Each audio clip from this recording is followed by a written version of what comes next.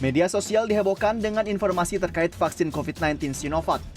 Dalam pesan berantai disebutkan vaksin Sinovac mengandung bahan-bahan dasar berbahaya.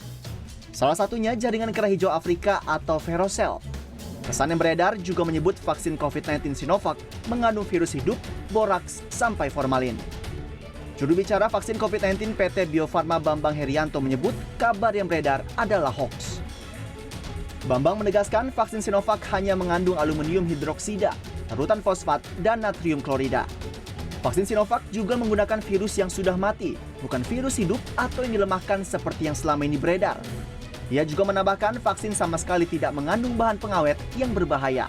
Bahwa vaksin Sinovac tidak mengandung Verocell atau biasa disebut dengan sel vero, karena sel vero hanya digunakan sebagai media kultur untuk media kembang dan tumbuh virus untuk proses perbanyakan virus sebagai bahan baku vaksin.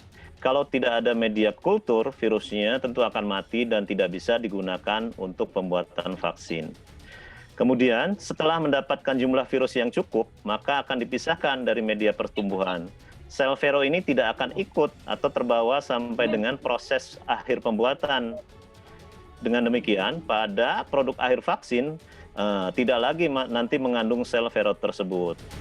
Bambang juga mengklarifikasi beredarnya pesan vaksin yang akan disuntikan merupakan vaksin untuk uji coba.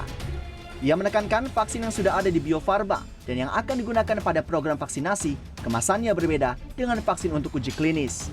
Pun akan berbeda dengan vaksin yang digunakan untuk keperluan uji klinis. Kemasan vaksin COVID-19 untuk uji klinis menggunakan kemasan prefill syringe atau biasa disingkat dengan PFS, di mana wadah vaksin dan jarum suntik dalam satu kemasan. Sedangkan vaksin yang digunakan untuk program vaksinasi nanti itu dikemas dalam bentuk vial, single dose atau dosis tunggal. Jadi ada perbedaan.